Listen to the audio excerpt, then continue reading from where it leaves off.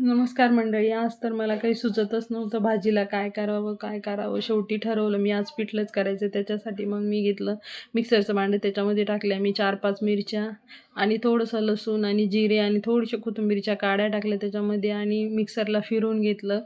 आणि लगेच मी कढई ठेवली. कढईमध्ये 2 पळी तेल टाकलं आणि तेल तापल्यानंतर त्याच्यामध्ये मोहरी टाकली, जिरे टाकले आणि मी बारीक केलेली मिरच्यांची पेस्ट टाकून दिली.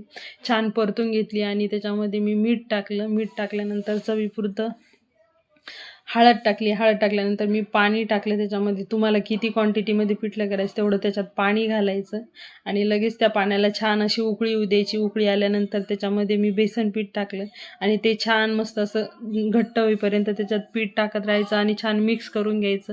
आणि लगेच मी त्याच्यात लाल तिखटाचा तडका तयार करण्यासाठी घेतला. त्याच्यासाठी मी थोडंसं तेल टाकलं आणि 2-3 लसणाच्या कुळ्या टाकल्या आणि त्याच्यात थोडंसं लाल तिखट घालून आणि तो तडका मी पिठल्याच्या वरतून टाकून दिला आणि परत थोडीशी कोथिंबीर घेतली. कोथिंबीर घेऊन ती बारीक कापून ती परत पिठल्याच्या वरतून टाकून दिली आणि त्याला 5 मिनटं तसं शिजू दिलं आणि झाकण ठेवून दिलं. मी पोळी बी बनवली होती आणि भाकर बी बनवली होती. तुम्हाला कशासोबत खायचं ते तुम्ही खाऊ शकता. आणि लगेच मी ताट बनवलं छान आणि तुम्ही बघू शकता किती छान पिठलं झालं आहे. तुम्हाला अशा रेसिपी आवडल्या तर लाईक करा.